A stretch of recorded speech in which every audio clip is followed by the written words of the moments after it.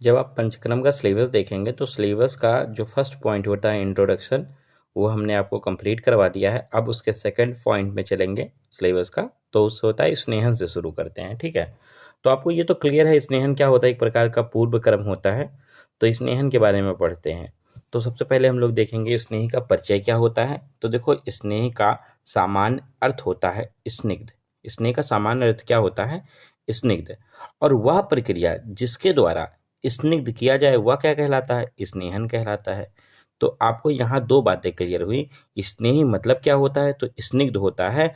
और जिस प्रक्रिया के द्वारा स्निग्ध किया जाता है उसे एक प्रोसेस को क्या कहते हैं? तो स्नेहन कहते हैं। राज निघंटुकार ने बताया है कि तैल आदि मर्दन अथवा अभ्यंग अर्थ में स्नेहन शब्द का ग्रहण किया गया है। मतलब स्नेहन से दो शब्द लिए गए हैं, तैल आदि मर्दन और अभ्यंग। किसने लिया है? राज निघंटुकार ने। देखो, अब बात करते हैं व्युत्पत्ति की। तो देखो, व्युत्पत्ति में आप स्निग्ध धातु में घे प्रत्यय लगाने से स्नेह बना है, और यह एक पुल्लिंग शब्द बनता है। कौन सी धातु में? तो स्निग्ध धातु में घे प्रत्यय लगाने से स्नेह बना है, और एक पुल्लिंग शब्द होता है जिसका अर्थ क्या होता है? तो प्रेम, तैलादि, रस भेद से है। ठीक है, जबकि ये वाला आपको ऊपर वाला याद हो या ना हो, बट ये आपको याद होना चाहिए कि स्नेह धातु में लुट प्रत्यय लगाने से स्नेह शब्द बनता है। कौन सा? स्नेहन शब्द बनता है। कौन सा? स्नेह धातु में कौन सा प्रत्यय? लुट प्रत्यय लगाने से क्या बनता है? स्नेहन शब्द बनता है। तो आपको इसकी व्युत्पत्ति क्लियर हो चुकी है।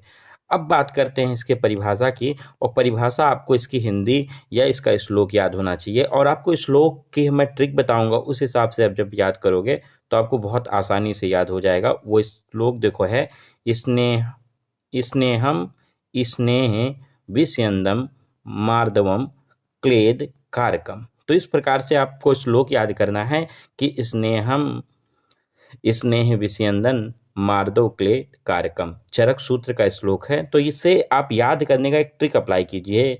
स्वामी का स्नेहन, स्वामी का स्नेहन।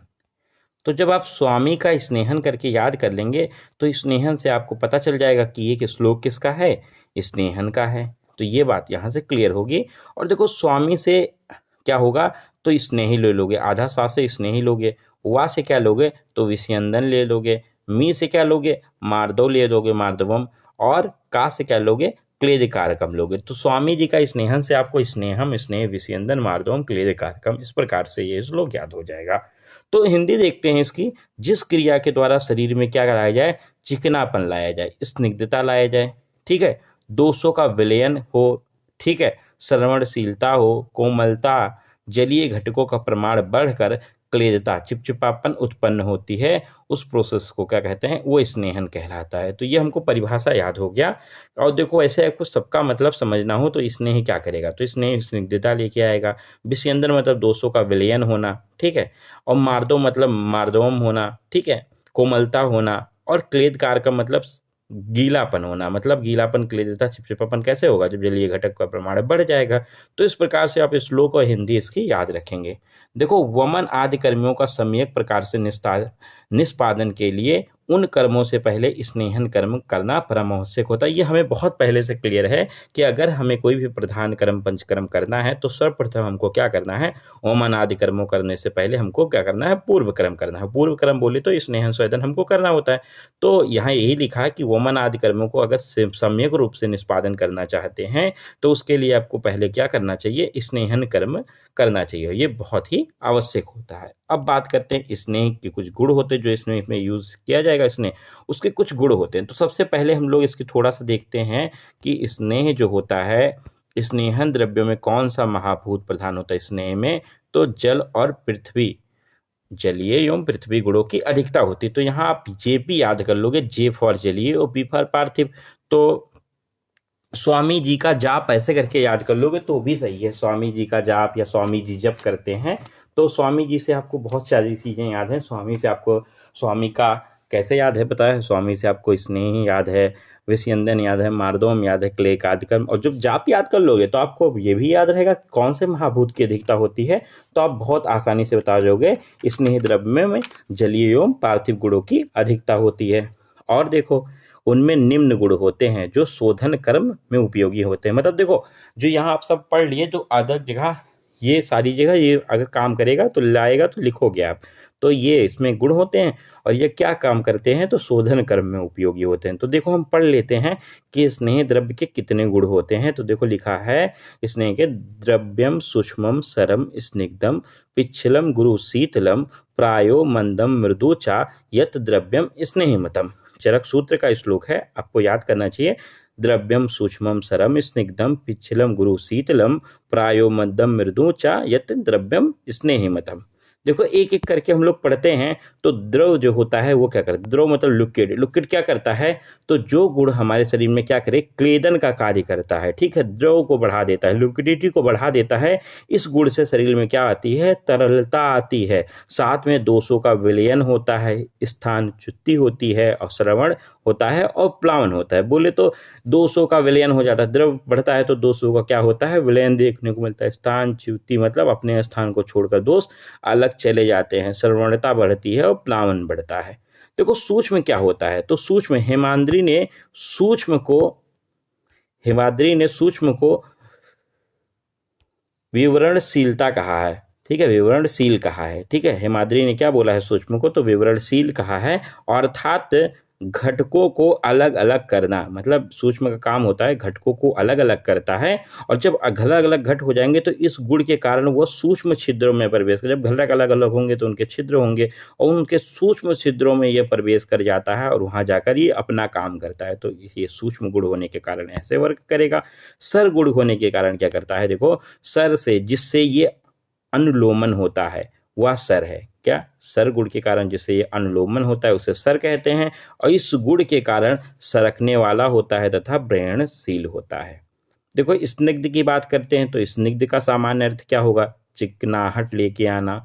तो चिकनाहट लेके आता है। हेमाद्री के अनुसार क्लेदन कारक होता है, इसके कारण स्नेह द्रव्य शरीर में बल बढ़ता है, वर्ण बढ़ता है, स्नेह और मार्दव कारक होता है। ये सारी चीजें स्निग्ध की वजह से क्या क्या करेगा, तो स्नेह द्रव्य के कारण यह शरीर में बल बढ़ाता है, बल बढ़ाता है, स्नेह बढ़ाता है और मार्दव कारक होता है। पिच्छल, देखो पिच्छल के कारण क्या होता है, इसका समान अर्थ पिच्छल का भी होता है चिपचिपापन होना। तो चिपचिपापन होने के कारण यह बल्य होता है, गुरु होता है, आयुष होता है, कफवर्धक होता है एवं लेपन कारक होता है। तो इस प्रकार से ये सारी चीजें आप पढ़ लोगे, समझ लोगे और याद कर लोगे कि इसका मतलब क्या होता है। स्निग्ध से आप समझोगे, देखो स्निग्ध और पिच्छल तक हो गया है। इसके आगे हम लोग कंटिन्यू करते हैं गुरु से। तो देखो गुरु मतलब होता है भारी, तो इसका समान अर्थ क्या होता है, भारीपन होता है। और ये भारी होगा, देखो अब ये जैसे कफ का गुण होता है तो गुरु होता है ना, तो गुरु क्या करेगा, हल्के को नष्ट करेगा, मतलब वात को नष्ट करेगा तो वात नाशक होगा। साथ में भारी क्या करेगा, कफ को बढ़ाएगा तो कफ कारक होता है। कफ बढ़ेगा मतलब देह की वृद्धि होगी तो देह वृद्धि कर होगा। इसका कर्म क्या होता है, साध करना, उपलेप करना, बल करना, तर्पण एवं ब्रहणकृत होता है गुरु, ठीक है। शीत की बात करते हैं तो शीत क्या होता है, आनंदकर होता है, उत्साहवर्धक होता है, मूर्छाहरण होता है एवं दाह शामक होता है शीत। मंद गुण की बात करते हैं तो मंद गुण, इस गुण के कारण स्नेह द्रव्य शरीर में धीरे धीरे प्रवेश करता है और क्या काम करता है, तो समन्वय का कार्य करता है। अरुणदत्त ने इसको चिरकारित्व कहा है। क्या कहा है अरुणदत्त ने, तो थोड़ा सा बात आप हेमाद्री किसके बारे में क्या बोले हैं और अरुणदत्त क्या बोले हैं, ये थोड़ा सा आप ध्यान रखोगे।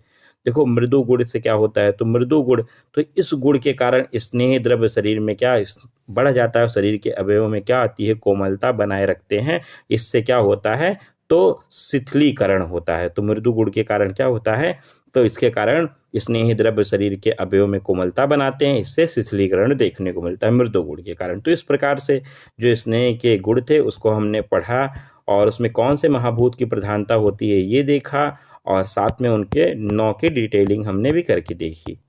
अब आगे हम लोग बात करते हैं। देखो एक चार्ट जो आपको याद करना है और ये चार्ट आप कोई भी क्वेश्चन आएगा तो आप लिखोगे, ठीक है। इसमें बताओगे कि हम स्नेह के भेद को अच्छे से पहचानते हैं, क्या होता है, तो आप बताओगे उत्पत्ति भेद से, कर्म भेद से, मात्रा भेद से, पाक भेद से, उपयोग भेद से, संज्ञा भेद से और संयोग भेद से या मिश्रण भेद से।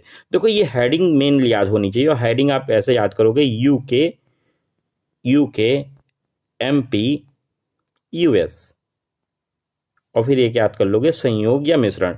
तो यूके एमपी और यूएस क्या है, सब मिश्रित है, मतलब मिले हुए हैं। तो उत्पत्ति भेद से देखो तो 2 प्रकार से होता है, जांगम और अस्थावर आदि होता है, ठीक है।